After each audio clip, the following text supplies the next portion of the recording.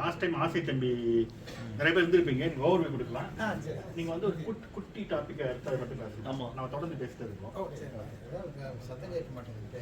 எப்படி வந்துருங்க எங்க வந்து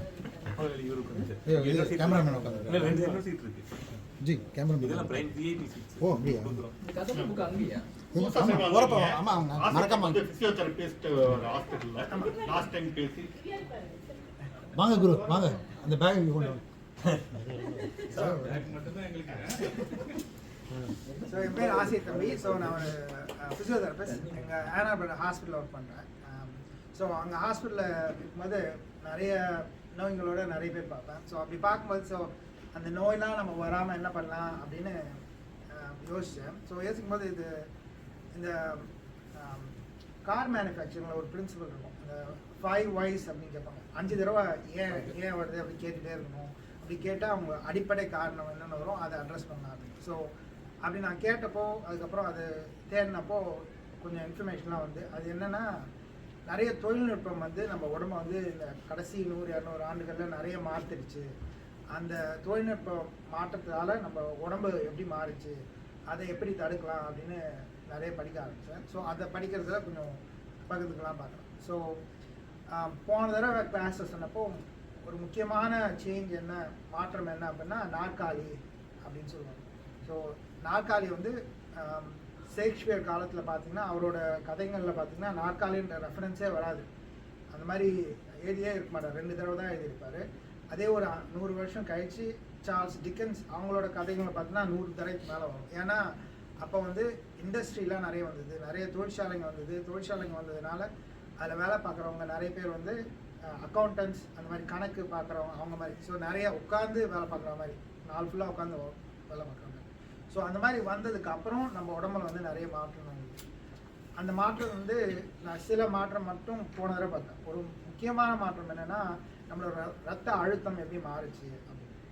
ஸோ ரத்த அழுத்தம் வந்து நம்ம உடம்புல வந்து ஹார்ட் வந்து இதே வந்து ரத்தத்தை வந்து உடம்புல எல்லா பாகத்துக்கும் அனுப்புது. ஸோ இந்த ரத்தம் மூலமாக தான் நம்மளுக்கு எனர்ஜி வருது. ஸோ நம்ம சாப்பிட்ற சாப்பாடுலேருந்து வர எனர்ஜி வந்து நம்ம வயிறுலேருந்து எடுத்து அது எல்லாத்துக்கும் அனுப்புது. அதே மாதிரி ஆக்சிஜன் நுரையீரலேருந்து வந்து எல்லாத்துக்கும் அனுப்புது. அதே மாதிரி நம்ம நிறைய உடம்புல வந்து நிறைய சுரப்பிங்க இருக்குது. அந்த சுரப்பிங்கிலேருந்து நிறைய பவர்ஃபுல் கெமிக்கல்ஸ்லாம் வரும். அந்த கெமிக்கல்ஸ்லாமும் வந்து உடம்பு எல்லா பக்கத்துக்கும் வந்து ரத்தம் மூலமாக தான் போகுது.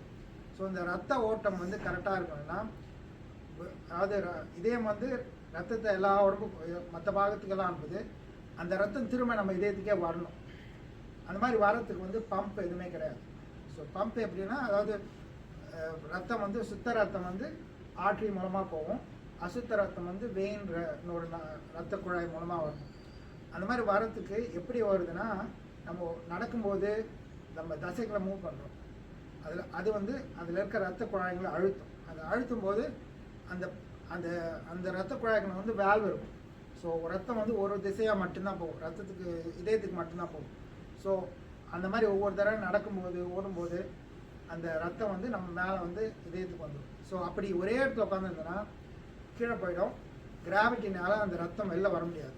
வெளில வர முடியாததுனால நம்ம இதயம் வந்து ரொம்ப வேகமாக நிறைய அழுத்தம் கொடுத்து ஒர்க் பண்ணும்.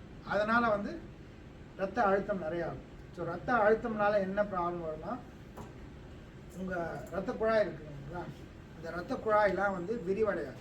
ஸோ இப்போது உங்கள் ஒரு கற்பனை பண்ணி பாருங்கள், உங்கள் வீடு இருக்குது. ஸோ உங்கள் வீட்டில் வந்து நிறைய விதமான எந்திரங்கள் இருக்குது. ஸோ பாத்திரம் கழுவுறதுக்கு ஒரு எந்திரம், அப்புறம் சமையலில் சிங்கில் வந்து சமையல் செய்யறதுக்கு ஒரு இது டேப் இருக்குது. அதே மாதிரி துணி துவைக்கிறதுக்கு ஒரு எந்திரம் இருக்குது. வெளியில் புல்லுக்கெலாம் வந்து தண்ணி விடுறதுக்கு வருது. இது எல்லாத்துக்கும் தண்ணி தேவையாக இருக்குது. ஸோ தண்ணி போக மட்டும்தான் இருக்குது. ஸோ இந்த சிஸ்டமே வந்து காம்ப்ளிகேட்டட் சிஸ்டம். ஸ்ப்ரிங்க்லர் சிஸ்டமே ஒர்க் ஆகாது, அடைச்சிக்கும். இல்லை நம்ம டிஷ்வாஷர்லேருந்து தண்ணி லீக் ஆகும், இல்லை ரொம்ப குளிர்ச்சுன்னா பைப்பு உடையும். அது மாதிரிலாம் நிறைய பிரச்சனை இருக்குது. ஸோ இதே சிஸ்டத்தில் அந்த யூஸ் பண்ணுற தண்ணியை வந்து நீங்கள் திரும்ப வீட்டுக்கு கொண்டு வரணும். யோசிச்சு பாருங்கள், அது எவ்வளோ காம்ப்ளிகேட்டாக இருக்கும். அந்த யூஸ் பண்ண எல்லா தண்ணியும் திரும்ப வீட்டுக்கு வரணும். அந்த தண்ணியை சுத்திகரிக்கணும். திரும்ப அனுப்பணும். அது ஒரு நாள் 2 நாள் நான் இது மெயினை வந்து ஆஃப் பண்ணிடுறேன் அப்படின்னு ஆஃப் பண்ண முடியாது. நடந்துகிட்டே இருக்கணும். உங்களுக்கு உடம்பு நல்லா இருந்தாலும் சரி, நல்லா இல்லைனாலும் சரி, வெளில குளிரோ மழையோ சாப்பிட்டீங்களோ சாப்பிட்லையோ அது நடந்துகிட்டே இருக்கணும். ஸோ அது நடந்துகிட்டே இருக்கிறதுக்காக நம்ம உடம்புல வந்து நிறைய அட்ஜஸ்ட்மெண்ட் நடக்கும். நிறைய வந்து அதாவது உடம்பு சரியில்லை, உங்கள் ஹார்ட்டில் ஏதாவது வீக்கர் இது இருந்தது, இல்லை நீங்கள் நிறையா நல்லா சாப்பிடல, உங்களுக்கு எனர்ஜி இல்லைனாலும் அதுக்கேற்ற மாதிரி அட்ஜஸ்ட்மெண்ட். ஸோ அந்த மாதிரி நிறைய அட்ஜஸ்ட்மெண்ட் நடக்கும். ஒரு முக்கியமான அட்ஜஸ்ட்மெண்ட் வந்து எப்படின்னா, நம்ம இரத்த குழாய்கள் வந்து விரிவடைகிறதும் சுருங்கும். அதுவும் மசில் தான். இரத்த குழாய் வந்து எப்படின்னா, ஒரு எக்ஸாம்பிள் சொன்னோன்னா இந்த மாதிரி ரப்பர் பேண்ட் இருக்குங்களா. ஸோ சில ரப்பர் பேண்ட் வந்து ஈஸியாக இருக்கலாம், சிலதெல்லாம் வந்து ரொம்ப ஹார்டாக இருக்கும். ஸோ இரத்த குழாய்களும் இந்த மாதிரி தான் இருக்கும். ஸோ விரிவடையும் சுருங்கும். எப்போ விரிவடையும்னா, நீங்கள் எக்ஸசைஸ் பண்ணுறீங்க, இல்லை நடக்கிறீங்க, ஓடுறீங்க அப்படின்னா, அப்போ வந்து உங்கள் உடம்புல எல்லா இடத்துக்கும் ரத்தம் நிறைய வேணுன்றதுக்காக இது விரிவடையும். ஸோ அப்படி விரிவடையும் போது என்ன ஆகுனா, உங்கள் ரத்த அழுத்தம் குறையும். ஏன்னா டியூப் வந்து பெருசாக இருக்குது, அதில் போகிற ப்ரெஷர் தான் எவ்வளோ ரத்தம் போகுதோ அதை பொறுத்து தான் வந்து அதோட ப்ரெஷர் மெஷர் பண்ணும். ஸோ அந்த ப்ரெஷர் குறையும்.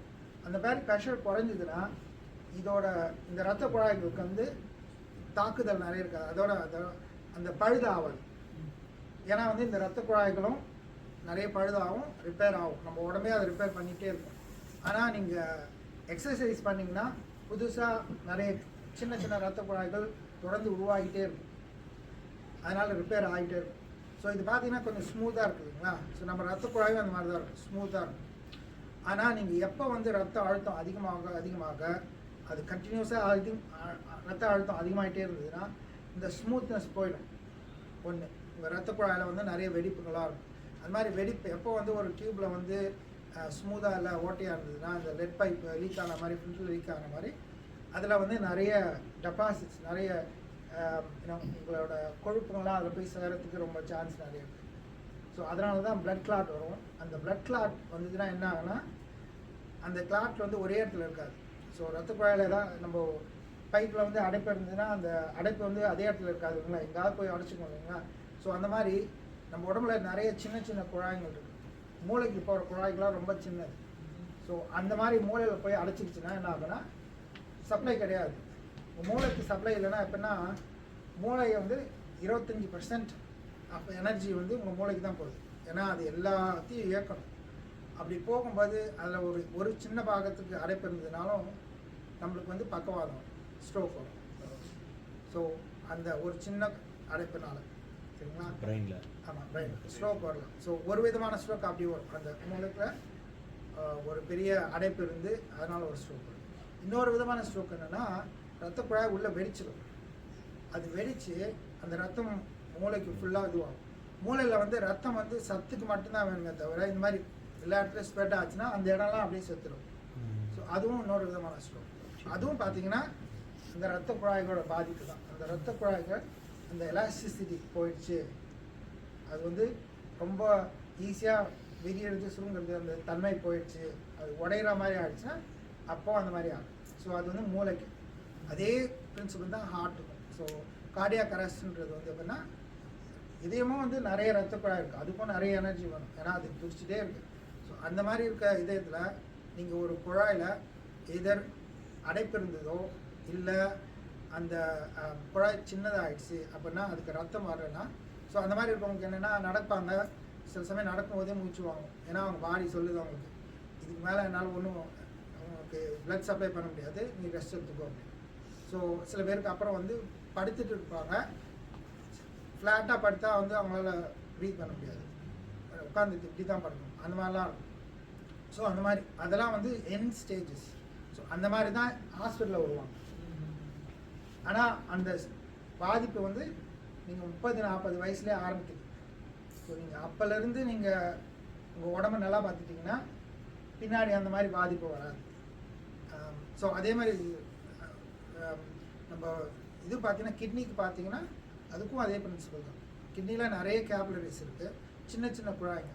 அந்த சின்ன சின்ன குழாய்ங்க வந்து ரத்த ஓட்டம் போய் அதை தான் வந்து ஃபில்டர் பண்ணி அதில் இருக்க அழுக்கெல்லாம் எடுத்துகிட்டு திரும்ப அனுப்பிடும். இந்த சின்ன சின்ன குழாய்ங்க வந்து ரத்த அழுத்தம் அதிகமாச்சுன்னா இந்த சின்ன சின்ன குழாய்ங்க வந்து உடஞ்சிடும், அது வேலை செய்யாது. அப்படி வேலை செய்யாமல் இருக்கும்போது நிறைய பேருக்கு அதனால தான் டயாலிசிஸ்லாம் போகிறாங்க. ஏன்னா அவங்க கிட்னிக்கு வந்து எப்படி நம்ம ஒரு டிஷ்வாஷருக்கு வந்து நீங்கள் அந்த மிஷினை ஓட விடுறீங்க, ஆனால் தண்ணி இல்லாமல் ஓட விட்டிங்கன்னா எப்படி கெட்டு போதும், அதே மாதிரி அந்த ஆர்கனும் கெட்டு போதும். ஸோ அந்த மாதிரி ஒரு முக்கிய காரணம் அப்படின்னு பார்த்தீங்கன்னா நம்ம உடம்புல வந்து அது நம்ம கண்ட்ரோலில் இருக்கிறது என்ன பண்ணலாம் அப்படின்னா நடக்கணும், ஒரே உட்காரக்கூடாது, உட்காராமல் நடந்துகிட்டே இருக்கும். அதுதான் ஒரு போன தர ஒரு எக்ஸ்பெரிமெண்ட் பற்றி சொல்லிட்டு இருந்தேன் கொலம்பியா யூனிவர்சிட்டியில். ஸோ சில பேர் வந்து 30 நிமிஷத்துக்கு 5 நிமிஷம் ஏஞ்சி நடந்தாங்க, சில பேர் வந்து 1 மணி நேரத்துக்கு 5 நிமிஷம் ஏஞ்சி நடந்தாங்க, சில பேர் வந்து ஒரு 2 மணி நேரத்துக்கு 5 நிமிஷம் ஏஞ்சி நடந்தாங்க. அவங்களோட ரத்த அழுத்தம் பார்த்தாங்க, அப்புறம் ரத்தத்தில் எவ்வளோ சுகர் இருக்குது அப்படின்னு பார்த்தாங்க, அப்புறம் எவ்வளோ டயர்டாக இருக்காங்களா இல்லை ஃப்ரெஷ்ஷாக இருக்காங்களா, எண்ட் ஆஃப் தி கடைசி சாயந்தரத்தில் எப்படி இருக்காங்க அப்படின்னு பார்த்தாங்க. அப்புறம் 4வது வந்து அவங்களோட மூட் எப்படி இருந்தது அப்படின்னு பார்த்தாங்க. எல்லாத்துலேயுமே வந்து நிறைய நடக்க அடிக்கடி நடக்க அவங்களுக்கு எல்லாமே பாசிட்டிவாக இருந்தது. அவங்க ப்ளட் ப்ரெஷர் வந்து குறைஞ்சிருந்தது, நிறைய பேர் வந்து ப்ளட் சுகர் வந்து குறைஞ்சிருந்தது, அப்புறம் நிறைய எனர்ஜி இருந்தது அவங்களுக்கு, பாசிட்டிவ், ரொம்ப நல்லா ஹாப்பியாக இருந்தாங்க அப்படின்னு. அதே ரிசர்ச்சர்ஸ் வந்து இன்னொரு ரிசர்ச்சும் பண்ணாங்க. அப்படின்னா காலையில் அவங்க எல்லாரையும் ஓட விட்டாங்க, ஆனால் மீதி நான் ஃபுல்லாக வந்து உட்காந்துட்டே இருந்தாங்க 8 மணி நேரம். இன்னொரு குரூப் வந்து ஃபுல்லாகவே உட்காந்துட்டு இருந்தாங்க. ஸோ அவங்க 2 பேருக்கு டிஃப்ரென்ஸ் பார்த்தா ரெண்டும் ரொம்ப பெரிய டிஃப்ரென்ஸ் தான் இல்லை. என்னதான் அவங்க காலையில் 6-7 மைல் ஓடி இருந்தாலும் மீதி நேரம் எல்லாம் உட்காந்துட்டே இருந்ததுனால அதே பாதிப்பு தான். ஏன்னா அவங்க அப்படியே தான் இருக்காங்க, அவங்க ரத்த அழுத்தம் அதிகமாகிட்டே தான் இருக்குது. ஏன்னா கிராவிட்டி புல் பண்ணுது, அது உடம்புக்கு வேறு வழி இல்லை, அதுக்கேற்ற மாதிரி அட்ஜஸ்ட் பண்ணணும். அது ரத்த அழுத்தம் மாறுறது வந்து ஒரு அட்ஜஸ்ட்மெண்ட். ஸோ இன்னொரு இது வந்து என்னென்னா, நீங்கள் உட்காந்துட்டே இருந்தால் கூட இன்னொரு அட்ஜஸ்ட்மெண்ட் பற்றி சொல்லணும் அப்படின்னு இருந்தேன். அது போன தடவை போன கிளாஸில் சொன்னேன். ஆனால் என்னென்னா நம்ம ப்ரீதிங், நம்ம மூச்சு பயிற்சி வந்து ரொம்ப முக்கியமான இது நம்ம உடம்புல ரத்த ஓட்டத்துக்கு. ஸோ டயஃப்ரம்னு ஒரு மசில் இருக்குது. ஸோ அது இங்கே இருக்கும். ஸோ நம்ம மார்புக்கும் வயிற்றுக்கும் நடுவில் இருக்க பெரிய மசில் கொடை மாதிரி இருக்கும். ஸோ கொடை மேலே இருக்க விரிஞ்ச கொடை மாதிரி இருக்கும். ஸோ இப்படி இருக்கிறது வந்து என்னென்னா, நம்ம மூச்சு இழுக்கும்போது இது கீழே போகும், கீழே போய் வயிற்றில் இருக்கிறதெல்லாம் அழுத்தும். அப்போது இங்கே நிறைய இடம் இருக்கும், ஸோ காற்று உள்ளே வரும். ஸோ மூச்சு விடும்போது இது வந்து மேலே போகும், லங்ஸில் இருக்கிற காற்றை வெளில அழுத்தும். ஸோ இதோட என்னன்னா, இன்னொரு பேருக்கு வந்து இதுக்கு வந்து என்ன சொல்லுவாங்கன்னா, இது 2வது இதயம் அப்படின்னு சொல்லுவாங்க. ஏன்னா அப்படி மேலே இழுத்து விடும்போது ஒரு வேக்யூம் எஃபெக்ட் க்ரியேட் பண்ணுது. ஸோ மூச்சு இழுக்கும்போது நம்ம வெளில வருது இல்லைங்களா, அப்போ வந்து கீழே காலிலேருந்து அந்த ரத்தத்தெல்லாம் மேலே எடுக்கும். ஸோ அப்படி மேலே வந்து அதுக்கப்புறம் விடும்போது கீழே போகும். ஸோ 1 நிமிஷத்துக்கு வந்து 1 லிட்டர் ஏதோ கணக்கு சொல்லுவாங்க. ஸோ அந்த அளவுக்கு வந்து இந்த டயஃப்ரம் ப்ரீதிங் பண்ணாவே வந்து எஃபெக்டிவாக இருக்கும் அப்படின்றாங்க. ஆனால் அதில் ஒன்றும் பிரச்சனை என்னென்னா, நீங்கள் உட்காந்துட்டு இருக்கும்போது எல்லோரும் நல்லா யோகாசன பயிற்சி மாதிரி நல்லா நேராக உட்காந்துலாம் இல்லை, எல்லோரும் உட்காந்துட்ருக்கோம். ஸோ வயிறு அமுங்குது. அப்படி வயிறு அமுங்கும்போது நம்மளால் மூச்சு வந்து ரொம்ப இழுத்து விட முடியாது. ஸோ அதுக்கு நிறைய சுலபமான எக்ஸசைஸ்லாம் இருக்குது. அதாவது நீங்கள் எப்போ வேணாலும் பண்ணலாம் அந்த எக்ஸசைஸ்லாம். ஸோ ஒரு கையை வயிற்றில் வச்சுட்டு நீங்கள் மூச்சு இழுக்கும்போது இந்த கை வெளில வரணும், வெளில வரணும் மூச்சு இழுக்கும் போதா? ஏன்னா நீங்கள் மூச்சு மூச்சு உள்ள தானே போகுது. அதாவது நிறைய பேர் வந்து என்னன்னா எல்லாரும் ரிப்ஸ் தான் யூஸ் பண்ணுவாங்க. ஸோ போகுது. மூச்சு இழுக்கும்போது வயிறு வெளில போகும். வர மாட்டேங்குது. நல்ல பெரிய இல்லை, நம்ம எல்லாரும் நம்ம ரிப்ஸில் தான் வந்து யூஸ் பண்ணுவோம். மூச்சு எடுத்துக்கலாம் அப்படி கிடையாது, வயிற்றில் தான் யூஸ் பண்ணுவோம். ஸோ அது ஒரு கை மேலே இங்கே வச்சுட்டு ஒரு கை கீழே வச்சுட்டு நீங்கள் மூச்சு இழுக்கும்போது வெளில போகணும். ஆக்சுவலாக வெளியே வரும்போது தான் வெளியே வருது, மாற்றி ஆப்போசிட்டாக நடக்குது. பயப்பட வேண்டியதில்லை, இருக்க 99% டெமோ கட்டுங்கிறோம். உள்ள இழுக்கும் போது உள்ளே இழுக்கும் போது உள்ளதாங்க போகுது. வெளியே வரீங்க. நீங்க என்ன கீழே வழி வைங்க. தலைவரே, நமக்கெல்லாம் மகர் இங்க இருந்தே ஆரம்பிக்குது. அதனால இங்க வச்சு மகர் இங்க இருக்குது.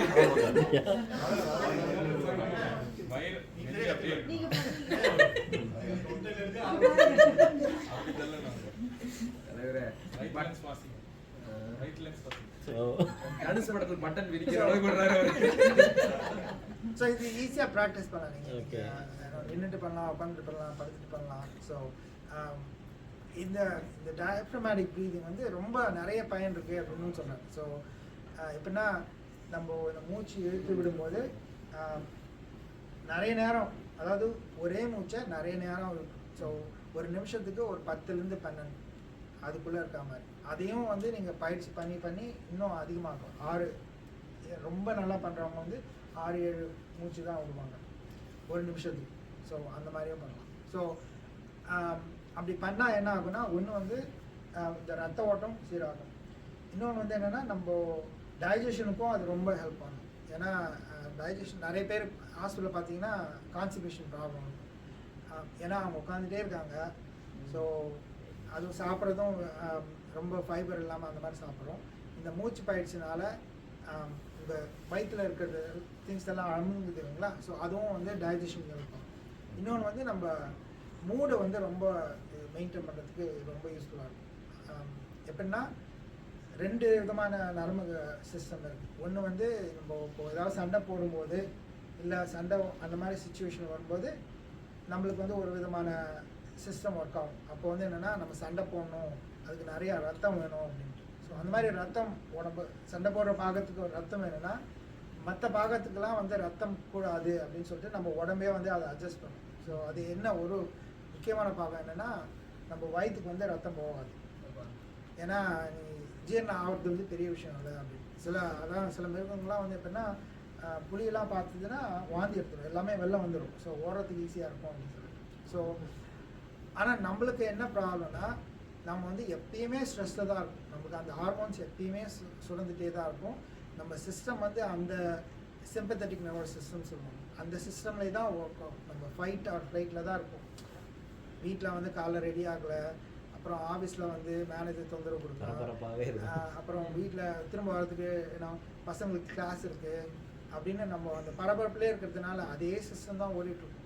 அது ஓடும்போது ஒன்று ரத்த அழுத்தம் அது அதிகமாகும். ஏன்னா எல்லாத்துக்கும் சப்ளை பண்ணணும்ட்டு நம்ம வயிற்றுக்கு வந்து ஒழுங்காக ஜீரணம் ஆகிறதுக்கு போகாது. மனசுக்கும் வந்து ரொம்ப அந்த ஸ்ட்ரெஸ் இருந்துகிட்டே இருக்கும்.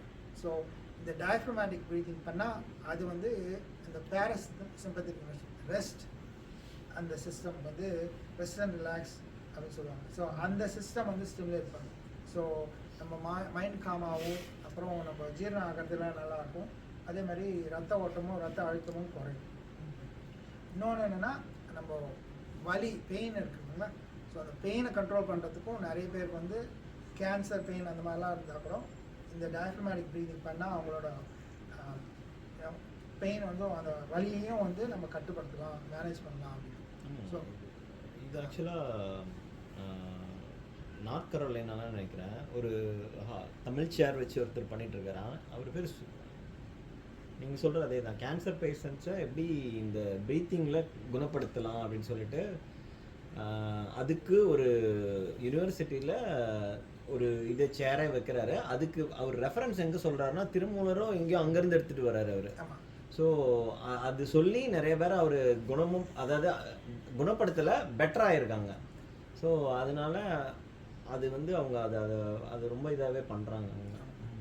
ஸோ அது மாதிரி இந்த ப்ரீதிங் வந்து ரொம்ப பயனுள்ளது. ஸோ அதுவும் ஈஸியாக பண்ணலாம். நீங்கள் பெல்லி ப்ரீதிங் இல்லை டயப்ரமேட்டிக் ப்ரீதிங் அப்படின்னு யூடியூப்பில் பார்த்தீங்கன்னா நிறைய வீடியோஸ் வரும். ஸோ அதை பார்த்து ப்ராக்டிஸ் பண்ணலாம். ஸோ இப்போதைக்கு டைம் வேறு இருக்குங்களா இல்லை கேள்விகள் வச்சுக்கலாம். நீங்க சொன்னதுல சம்மரியா பார்த்தா யோசிச்சா ரன்னிங் போகணும்னு சொல்றீங்க. அப்புறம் இந்த ப்ரீத்திங் எக்ஸசைஸ் ஸ்ட்ரெஸ் ஆகாதீங்க, முடிஞ்சா அது ஸ்ட்ரெஸ்ஸை கண்ட்ரோல் பண்ணிக்கலாம். அதுக்கெல்லாம் நீங்க இது பண்ணீங்கன்னா அதுக்கு உண்டான எனர்ஜியை கொடுத்துருவோங்கிறாரு இல்லையா. நீங்க அதை பேலன்ஸ் பண்ணிக்கோங்கிறாரு. ரன்னிங் பண்ணுன்னு சொல்ல ஆக்டிவா அடிக்கடியா நடங்க. அதாவது ஒரே நேரத்துல உட்கார்ந்து 1 மணி நேரத்துக்கு ஒரு தடவை ஏஞ்சி சும்மா நடந்தா கூட போதும். அதான் நீங்க சொன்னதான் நான் ஆக்சுவலா நாங்கெல்லாம் அதை தான் நான் சொன்னேன். நாங்கெல்லாம் என்னன்னா காலையிலே ஓடிடுவோம். அவள் தான் அதுக்கப்புறம் நாங்கள் through out the day work பண்ணுறோம் இல்லையா, அப்போ அது பெரிய ஹெல்ப் இல்லை. அப்போ we have to do it நின்றுட்டு வேலை செய்யணும். தலைவருக்கு ஓடக்கூடாது. இடையில ஒரு மைல் காலையில ஓடிட்டு அப்புறமா நடந்துட்டே இருக்காங்க. ஓகே ஆக்டிவாவே இருக்கு. ஆக்டிவா ஓடுறதுனால டியூப் வந்து எக்ஸ்பேண்ட் ஆகுது. அது தொடர்ந்து எலாஸ்டிக் உட்காரக்கூடாது. அதுதான் சொன்னேன். அது அவர் என்ன சொன்னது, கிராவிட்டி வர மாட்டேங்குது இல்லையா, அதனால. ஓகே சரி, நம்ம இந்த உணவு பத்தி பேசினாங்கல்ல, அதுக்கு இதுக்கு இருக்கா? நம்ம போனாலே நம்ம வீட்டுல அம்மா அப்பா போனாலே மாத்திரை கொடுத்தாண்டா, பிபின்றான், மாத்திரை கொடுத்தான், இந்த ஜென்ரலா தானே மாத்திரை கொடுத்தான். அந்த மாத்திரை என்ன பண்ணுது? ரெண்டாவது வந்து ஃபுட் கண்ட்ரோல் இதுல ஏதாவது இருக்கா? மாத்திரை வந்து அதை வந்து குணப்படுத்தாது. நம்ம சில சமயம் வந்து நம்ம உடம்பு வந்து எப்படி மாறுதோ அதை வந்து சிம்டம் குறைக்கிற மாதிரி மாத்துமே தவிர அந்த நோயை வந்து குணப்படுத்த. சாப்பாடு வந்து நீங்க முன்னாடியே சொல்லிட்டு இந்த முக்கால்வாசி வியாதிக்கு வந்து சாப்பாடும் ஒரு காரணம். ஆனா சாப்பாடு வந்து ஒருத்தர் வந்து வெஜிடேரியன் சாப்பிடுவாங்க, ஒருத்தவங்க நான்வெஜ் சாப்பிடுவாங்க, ஒருத்தவங்க வந்து கார்ப் சாப்பிடாதன்னுவாங்க, ஒருத்தவங்க க்ளூட்டன் சாப்பிடுவாங்க, ஒருத்தவங்க வீகனாக இருக்கணும். அதில் ஒரு இந்த மாதிரி இந்த சாப்பாடு தான் சாப்பிட்டா உங்கள் உடம்பு நல்லா இருக்குன்னு ப்ரூவ் பண்ணல.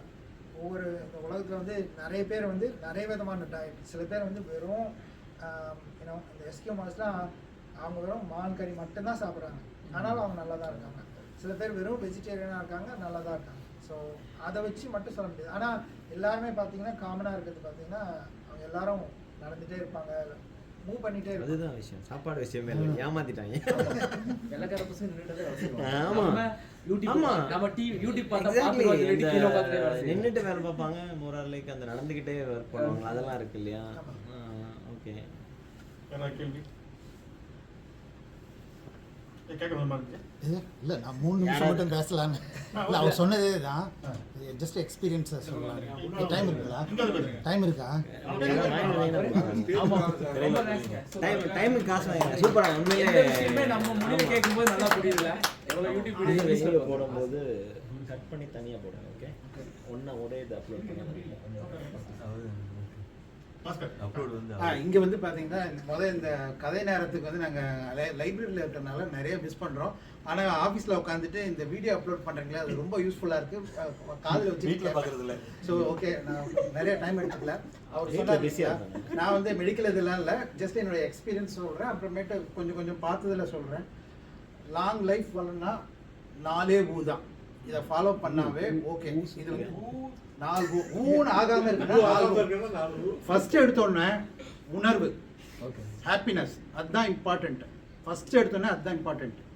அடுத்தது வந்து உறக்கம், நல்லா தூங்கணும். அந்த இதில் எதுவுமே காம்ப்ரமைஸ் பண்ணக்கூடாது. ஹாப்பினஸ் வந்து ரொம்ப இம்பார்ட்டன்ட்டு. அப்புறம் உறக்கம். அடுத்தது உணவு சாப்பிட்றதுல இந்த திருமூலர் எல்லாமே சொல்லியிருக்காங்கள, அந்த இதில் பார்த்தீங்கன்னா நீங்கள் வந்து இன்னிலேருந்து கூட ஸ்டார்ட் பண்ணி பாருங்கள், அந்த ப்ரூவன் தான். மென்று சாப்பிட்றோம் இல்லையா, மென்று சாப்பிட்டா வந்து நீங்கள் இன்றைக்கி பிளட் ஒர்க் எடுத்து பாருங்கள். அதுக்கப்புறமேட்டு மென்று சாப்பிட்டு ஒரு 6 மாதம் கழிச்சு எடுத்து பாருங்கள், உங்களுக்கு வந்து you will see the difference. அப்புறமேட்டு மைல்டான உடற்பயிற்சி. இந்த 4 வந்து ரொம்ப இம்பார்ட்டண்ட்டு. என்னோடய எக்ஸ்பீரியன்ஸை சொல்கிறேன். எனக்கு வந்து ட்ரைக்ளிசரைட் வந்து நார்மலாக உங்களுக்கு பார்த்துருக்கோம் 150 அப்படி 200 அப்படி இருக்கும். எனக்கு எவ்வளோ இருந்திருக்கும்னு ஏதாவது கெஸ் பண்ணி சொல்லுங்கள். இந்த ட்ரைக்ளிசரைட் குட் கொலஸ்ட்ரால் பேட் கொலஸ்ட்ரால்ன்றாங்களே, குட் கொலஸ்ட்ரால் பேட் கொலஸ்ட்ரால்ன்றாங்களே, இதில் வந்து ட்ரைக்ளிசரைட்ன்றது ஒஸ்ட் கொலஸ்ட்ரால். அது வந்து இருக்கக்கூடாது, 150க்குள்ளே தான் இருக்கணும். ஆனால் வந்து எனக்கு வந்து எவ்வளோ இருக்குன்னு எதாவது கெஸ் பண்ண முடியும்.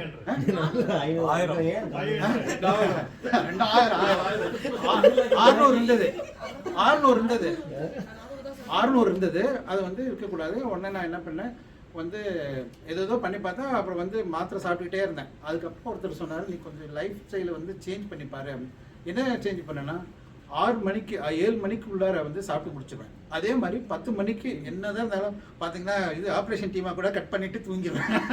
ஓகேங்களா? இது பண்ணால் உங்களுக்கு பார்த்தீங்கன்னா எனக்கு வந்து 200க்கு வந்துருச்சு. 200 வந்து இப்போ 2 வருஷமாக வந்து நான் 200 தான் மெயின்டைன் பண்ணிருக்கேன். 150 வரணும், அந்த இதுக்குள்ள மெயின்டைன் பண்ணேன். ஸோ அது வந்து அப்புறமேட்டு இன்னொரு விஷயத்தை மட்டும் ஷேர் பண்ணிக்கிறோம்ல. இப்போ திடீர்னு நல்லா இருந்தாருங்க, நேற்று என்கிட்ட பேசிட்டு தர ஹார்ட் அட்டாக்குங்க, முந்தா நேற்று என் கூட இருந்தாங்க டீ குடிச்சா ஹார்ட் அட்டாக்ல. அப்படியெல்லாம் வந்து டக்குன்னு எல்லாம் வராது, உடம்புல வந்து நடக்கும். அதுக்கு ஒரே ஒரு இன்ஃபர்மேஷன் மட்டும் ஷேர் பண்ணுறேன். ஒருத்தர் குண்டா இருக்காரு, அவர் கொலஸ்ட்ரால் ஜாஸ்தியாக இருக்கும், ஒல்லியாக இருக்காரு, கொலஸ்ட்ரால் கம்மியாக இருக்கும்ன்றது இதே கிடையாது.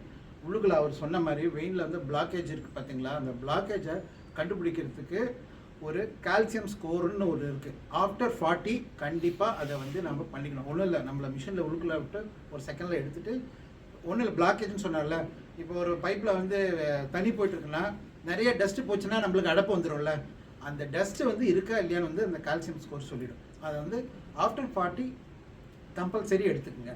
ஓகே, நன்றி, வணக்கம். மூணாவது எப்படி பண்ணீங்க? உணர்வு சந்தோஷத்தை எப்படி பண்ணீங்க?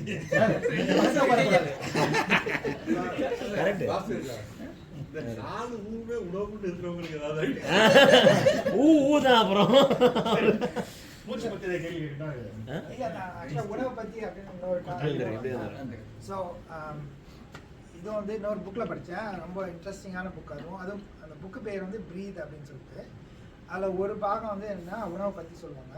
அதில் இந்த பாரிஸில் வந்து கேட்டகாம்ஸ் அப்படின்னு ஒன்று இருக்குது, தெரியுங்களா அப்படின்னு. ஸோ கேட்டகாம்ஸ்னால் நம்ம பூமிக்கு நடியில் அதாவது சுரங்க மாதிரி வச்சு நிறைய பழைய காலத்தில் செமெட்ரியாக யூஸ் பண்ணியிருக்காங்க. அங்கே நிறைய மண்டை ஓடுங்களாக இருக்குது. ஸோ அந்த மண்டை ஓடுங்களை ஒரு ஆராய்ச்சி பண்ணி என்ன பண்ணியிருக்காங்கன்னா, ஒரு 200 வருஷத்துக்கு முன்னாடி இண்டஸ்ட்ரி ஆரம்பிக்கிறதுக்கு முன்னாடி இருந்த மண்டை ஓடம் இருக்குது, அதுக்கப்புறம் இண்டஸ்ட்ரியெலாம் ஆரம்பிச்சதுக்கு அப்புறம் இருக்க மண்டை ஓடலாம் இருக்குது. ஸோ அதோட முக அமைப்பு பார்த்தாங்கன்னா நம்ம தாடையெல்லாம் வந்து குறைஞ்சிருக்கான், அதே மாதிரி மூக்கு துவாரம் வந்து குறைஞ்சிருக்கான். ஏன்னா உணவு வந்து ரொம்ப மெல்லாமல் அப்படியே மூங்குற மாதிரி இருக்குது. அதனால வந்து நம்மளுக்கு எக்ஸசைஸே இல்லை. அந்த தாடை எலும்புங்க வந்து ரொம்ப நாளைக்கு வந்து ஃபார்ம் ஆகிட்டே இருக்கும், அதாவது குழந்தைங்கள்லேருந்து அது ஃபார்ம் ஆகிட்டே இருக்கும். ஸோ அதனால் என்ன பாதிப்புனா, நிறைய பேருக்கு வந்து இப்போது நைட்டில் தூங்கும்போது அவங்களோட மூக்கு வந்து அடைச்சிக்கும், மூக்கோட இது வந்து அடைச்சிக்கும், அதனால் மூச்சு விட முடியாது. அதனால் நான் நிறைய தடவை ஏஞ்சிப்பாங்க. ஸோ அவங்களுக்குலாம் வந்து சிபேப் அப்படின்னு ஒரு மிஷின் போட்டு முகமூடி மாதிரி போட்டு அது ப்ரெஷரோட காற்று கொடுக்கும், அந்த மாதிரி யூஸ் பண்ணுறாங்க. ஏன்னா வந்து அவங்க முகத்தோட அமைப்பு மாறினதுனால அந்த மூக்கு குழாய் வந்து ரொம்ப சின்னதாகிடுச்சு. அதனால் வந்து மூச்சு விட முடியாமல் நைட்லலாம் வந்து நிறைய ஏஞ்சிப்பாங்க. அதனாலே ரொம்ப டயர்ட் ஆவாங்க. தூக்கம் இல்லைன்னா ப்ளட் ப்ரெஷரும் அதிகமாகும். தூக்கம் இல்லைன்னா சாப்பிட்றது வந்து, அதாவது நிறைய அதுவும் எக்ஸ்பெரிமெண்ட் பண்ணியிருக்காங்க. நல்லா தூங்கினவங்க ஒரு குரூப்பு, நல்லா தூங்காதவங்க ஒரு குரூப். அவங்களுக்கு முன்னாடி ஜங்க் ஃபுட் வச்சா தூங்கினவங்க வந்து ஜங்க் ஃபுட் அவாய்ட் பண்ணுவாங்க, நல்ல ஃபுட் மட்டும்தான் சாப்பிடுவாங்க. அது நல்லா எக்ஸ்பெரிமெண்ட் பண்ணி நம்ம தூக்கம் சரியில்லைன்னா நம்ம எடுக்கிற டிசிஷன்ஸ், சாப்பாடை பற்றி இருக்கிற டிசிஷன்ஸ் வந்து ரொம்ப தப்பாகவே இருக்கும், நல்ல பொருள் வந்து சாப்பிட மாட்டோம் அந்த மாதிரி. ஸோ தூக்கம் வந்து ரொம்ப முக்கியம். ஸோ அது சொல்லலாம், அது இன்னொரு தடவை பேசலாம் அப்படின்னு அந்த மாதிரி எப்படி. ஸோ அதுவும் ஒரு மாற்றம் தான் தொழில்நுட்பத்தினால. நம்ம உடலில் வந்து நிறைய போன்ஸ் வந்து மாறி இருக்கு. அது முக்கியமானது வந்து நம்ம சாப்பிட்ற இந்த மூச்சு குழாய் அந்த போன்ஸ், அப்புறம் நம்ம தாடையோட எலும்புகள், அதெல்லாம். இப்போ நிறைய பேருக்குலாம், ஸோ எங்கள் பசங்களுக்குலாம் வந்து ஆர்த்தோடான்டிஸ்ட் போய் அவங்க பல்லு கட்டி பேண்ட்லாம் போட்டு தான் எக்ஸ்பேண்ட் பண்ணி முக அமைப்பை வந்து மாற்ற வேண்டியதாக இருக்குது. ஏன்னா அவங்க சாப்பிட்ற சாப்பாடு எல்லாமே வந்து ரொம்ப அப்படியே மூங்குற மாதிரி தான் இருக்குது. அதுவும் ஜென்ரேஷனாக. ஸோ நம்ம அதுக்கேற்ற மாதிரி நம்ம உடம்பும் மாறுது. வேறு ஏதாவது கொஸ்டின் இருக்குங்களா? ஸோ ஒவ்வொருத்தருக்கும் எத்தனை பேருக்கு வந்து அவங்களோட பிளட் ப்ரெஷர் என்ன, எது நார்மல், எது அவங்களோட பிளட் ப்ரெஷர் என்னன்னு தெரியுமா? நார்மல் வந்து 120%. 80 இருந்தாலும் ஓகே தான். 120/80 70 இருந்தாலும் ஓகே. பட் அதுக்கு மேலே இருந்ததுன்னா அது வந்து 130 அப்படி இருந்ததுன்னா அது வந்து border line pressure, high blood pressure. 140க்கு மேலே இருந்ததுன்னா ஹை பிளட் ப்ரெஷர்.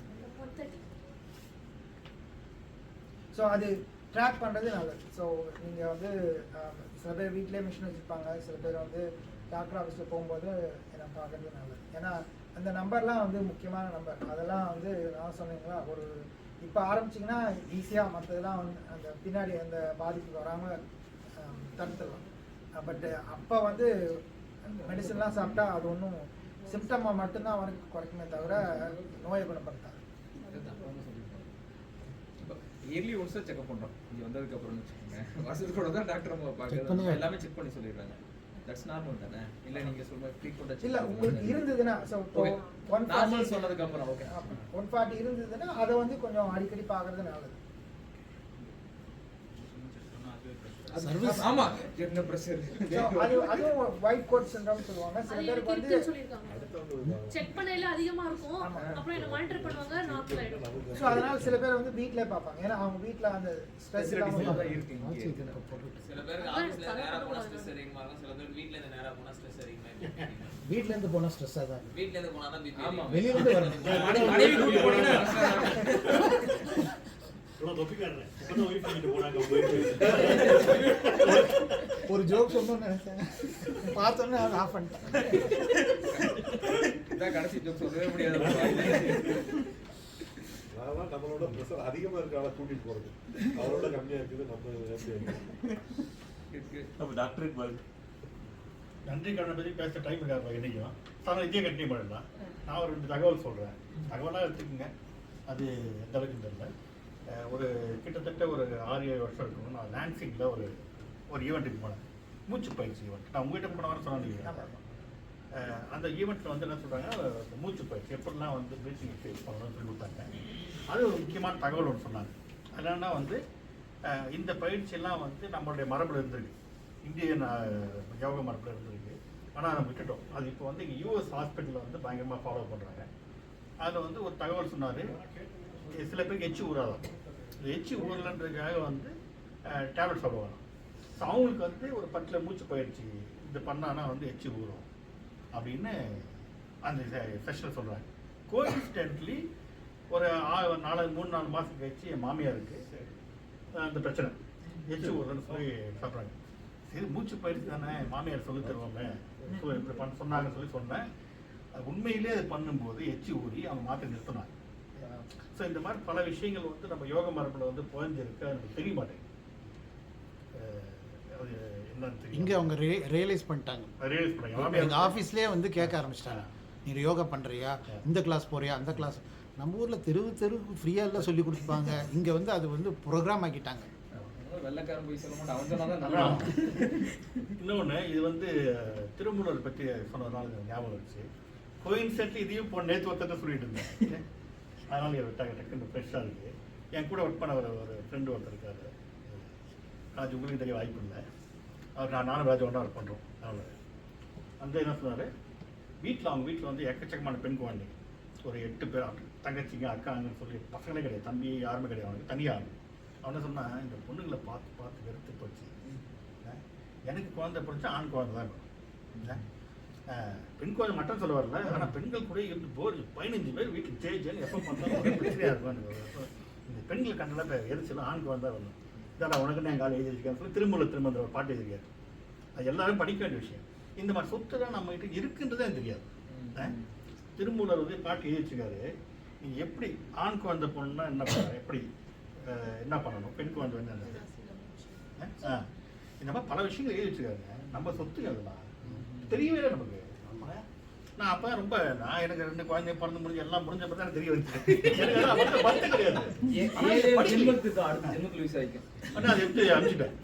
அதை எடுத்து அந்த அனுப்பிச்சோடனே அப்புறமேட்டு முடிஞ்சு போச்சு. அவங்க கேட்பாங்க, ஒரு 4 வருஷமா 3 வருஷமா கழிச்சு எனக்கு ஃபோன் பண்ணி, எனக்கு ஆண் குழந்தை பிறந்துச்சு, உங்கள் பாட்டு கிடையாது, என் பாட்டு இல்லை, நீங்க மதுரை சைடு போனீங்கன்னு வச்சுக்கோங்க, ஒரு 10 வருஷத்துக்கு முன்னாடி ஒரு தூக்கி கொண்டாடி என் பாட்டு இல்லைப்பா, திருமூலர் பாட்டு. அந்த திருமூலர் பாட்டு மூச்சு வருது. ஆமாம், நீங்கள் எந்த நாசியில மூச்சு அது எஜமான் படத்துலயும் சொல்லியிருப்பாங்க. அது ஒன்றும் இல்லை, அந்த மென்று தின்றால் நின்று வாழ்வு அந்த இதெல்லாம் இருக்குல்ல, அது திருமூலர். அது வந்து சயின்ஸ் சொல்கிறாங்க. இப்போ நம்ம கோவப்பட்ட மூச்சு வேகமாக விடுறோம்ல, நம்ம ஒவ்வொரு மூடுக்கும் வந்து கோபமும் காமமும் வந்து மூச்சு அதிகமாக வர விஷயங்கள், அந்த 2 கண்ட்ரோல் பண்ண சொல்கிறாங்க பொதுவாக. அது இல்லாமல் வெவ்வேறு மூடுக்கு வெவ்வேறு மாதிரி மூச்சு விடுவோம். இந்த ரிவர்ஸும் உண்டாம். நீங்கள்லாம் சொல்லலாம், இதை தியரி நான் படித்தது. இப்போ நீங்கள் வந்து ரொம்ப சந்தோஷமாக இருக்கணும், ஒரு மூச்சு வரல, ஒரு பேட்டர்ன் இருக்குல்ல, அந்த மூச்சு பேட்டர்ன் நீங்கள் கஷ்டப்பட்டு பண்ணீங்கன்னா சந்தோஷம் வந்துடுவான். நீங்கள் துக்கப்படும் போது ஒரு மூச்சு பேட்டர்ன் இருக்குல்ல, அதை பண்ணீங்கன்னா துக்கம் வந்துடுமா. ஸோ அதனால் என்ன சொல்கிறாங்க, அதனால தான் வந்து நீங்கள் அது மூச்சு வந்து கண்ட்ரோல் பண்ணுறவங்களுக்கு எங்கள் ஸ்கூலில் வந்து எக்ஸாம் எழுத போகிறதுக்கு முன்னாடி சொல்லுவாங்க டேக் a deep breath. இங்கேயும் சொல்கிறாங்க சம்டைம்ஸ் டென்ஷன் ஆகும்போது சொல்கிறாங்க டேக் a deep breath சொல்லி அந்த பிரெத்தை ஹோல்ட் பண்ணி ஸ்லோவாக விடுங்கன்னா நம்மளுடைய பதட்டம்லாம் கம்மியாகும். ஓகே, ஸோ இந்த மூச்சு வந்து சாதாரண விஷயம் கிடையாது. இந்த மூச்சு வந்து பெரிய விஷயம். ஒரு மனுஷன் வந்து பிறக்கும்போது சொல்கிறாங்க வாழ்நாளில் வந்து உனக்கு விதி ஐடியாச்சு, நீ 50 வயசு சாவா 80 வயசு சாவா, அப்படி கிடையாது. இது இந்து தத்துவம் என்ன சொன்னால் மூச்சு நீ வாழ்நாளில் இத்தனை முறை இன்ஹேல் பண்ணுவோம், இத்தனை முறை எக்ஸேல் பண்ணுவோம், எழுதி அனுப்புவான் தலைவர். நீ வந்து தப்பான வழியில் போய் மூச்சு வேகமாக விட்டிக்கிட்டே இருந்துச்சுங்களா சீக்கிரமாக செத்து விடுவோம். திருமூலர் வந்து 3000 வருஷம் வாழ்ந்ததா வந்து வரலாறு. ஓகே, ஒரு வாட்டி மூச்சு இன்ஹேல் பண்ணாருன்னா 1 வருஷத்துக்கு கை தான் விடுவாராம். அப்படி இருந்தா 3000 வருஷம், அப்படி இருந்தா மட்டும்தான் 3000 வருஷம். ஸோ இந்த மூச்சு பற்றி வெயிட் பண்ணுங்க, வீட்டுக்கு போயிட்டு விட்டுக்கலாம். ஜூமா ப்ரீதிங் அப்படின்னு சொல்லுவாங்க. எப்படின்னா அதாவது நம்ம முனிவர்கள்லாம் பண்ணது தான். ஸோ இமயமலையில் இருப்பாங்க, ஆனால் வெறும் இது பஞ்சகட்சி மாதிரி தான் கட்டியிருப்பாங்க. ஆனாலும் அவங்க உடம்பு சுற்றி வந்து ஒரு பெரிய பனி அப்படியே உருகி இருக்கும் அப்படின்னுவாங்க. ஸோ அந்த ப்ரீதிங் டெக்னிக்கை வந்து இப்போ இங்கே இருக்கவங்க எல்லாம் வந்து கண்டுபிடிச்சி எப்படி பண்ணுறது அப்படின்னு தெரிஞ்சுக்கிட்டு அவங்க நிறைய ப்ராக்டிஸ் பண்ணுவாங்க. ஸோ இந்த மாதிரி ஆர்டிக் சர்க்கிளில் வெறும் ஷூ கூட இல்லாமல் ரன் பண்ணுறது அந்த மாதிரிலாம் பண்ணி நிறைய ப்ராக்டிஸ். இந்த மாதிரி நேவி சீல் டீம்லாம் அவங்கெல்லாம் கற்றுக்கிட்டு ஸோ எப்படி அவங்க உடம்பை வந்து கண்ட்ரோல் பண்ணுறது அந்த மாதிரிலாம். ஸோ சயின்டிஃபிக்காகவும் ப்ரூவ் ஆகிடுச்சு. ஆனால் நாம் தான் விட்டுட்டோம். இந்த மாதிரி ப்ரீதிங் எவ்வளோ பவர்ஃபுல். அதே மாதிரி நோயை குணப்படுத்துறதும் அதே அந்த ஸோ யூரோப்பியன் ஒரு ஆள் தான். ஸோ அவர் என்னென்னா ஒரு இன்ஜெக்ஷன் கொடுப்பாங்க, பாக்டீரியா இருக்க இன்ஜெக்ஷன் கொடுப்பாங்க. ஆனால் அவருக்கு வந்து நோயே இருக்காது. அவர் வெறும் ப்ரீதிங் மட்டும் பண்ணியே அந்த நோயை குணப்படுத்துவாங்க. அந்த மாதிரிலாம் ப்ரூவ் பண்ணியிருக்காங்க. ஸோ ஆனால் எல்லாம் நம்ம ப்ரீதிங் நம்ம இந்தியாவில் சைனாவில் மற்ற கண்ட்ரிலாம் ரொம்ப நாள் முன்னாடி பழக்கமாக இருந்தது, நம்ம விட்டுட்டோம். ஆனால் இப்போ எல்லாம் ப்ரூவ் பண்ணியிருக்காங்க. ஸோ அந்த புக்கு வேணால் பிரெத் அப்படின்னு சொல்லிட்டு நல்லாயிருக்கும். அந்த புக்கு ஈஸியாக படிக்கலாம், லைப்ரரிலையும் இருக்குது. எனக்கு ஒரு காலத்தில் வினோத பார்க்க என்ஜாய் பண்ண விட்டுட்டேன். வண்டி ஓட்டுறீங்களா, கார் ஓட்டுறீங்களா, சிக்னல் பண்ணிக்கிறீங்களா, ரெட்டு வந்துச்சுன்னா ஹோல்ட் மை பிரெத். ரெட்டு வந்துச்சுன்னா ஹோல்ட் பண்ணி எப்போ க்ரீன் வருதோ அப்போ தான் ஓடணும். 3 நிமிஷம் ட்ரை பண்ணுவேன். என் பொண்ணுங்க எல்லாம் இருப்பாங்க, ஹோல்ட் பண்ணணும். அது முடியுதா முடியலான்னு ஒரு விளையாட்டு. சம்டைம்ஸ் முடியும், சம்டைம்ஸ் முடியாது. ஓகே, சம்திங் ஏதாவது ப்ராக்டிஸ் பண்ணுறது. அதே போல் ஃபஸ்ட்டெல்லாம் வந்து இந்த ஆம்புலன்ஸ் போச்சுன்னா எனக்கு கை கால் பதட்டம் வந்துருக்கு. போலீஸ் போச்சு, ஆம்புலன்ஸ் போச்சுன்னா வந்து ஒரு மாதிரி ஷிவரிங்காக இருக்கும். இந்த ஒரு அதான் பயப்படுவேன். அப்புறமேட்டு வந்து ஒருத்தர் சொல்லி கொடுத்தாரு, பயமாக இருக்குன்னு ஒருத்தர் ஃப்ரெண்டு சொன்னான்னு பண்ணாத, என்ன பண்ணு உன் இஷ்டம் தெய்வத்தை நினச்சி அந்த ஒரு ஆபத்துக்கு போவதில்லை, அவங்களுக்கு ஹெல்ப்ஃபுல்லாக இருக்கணும், அது நல்லபடியாக முடியும்னு வேண்டிக்க. அவங்களுக்கு நல்லா நடக்குது இல்லையா, உடனே நல்லா நடக்குது. எனக்கு கம்ஃபர்டபுள். அதுக்கப்புறம் பிரச்சனை வந்து நல்லபடியாக போய் கிட்ட ஏதாவது பேர் வச்சுக்கலாம், எனக்கு அந்த பதட்டம் போயிடுச்சு.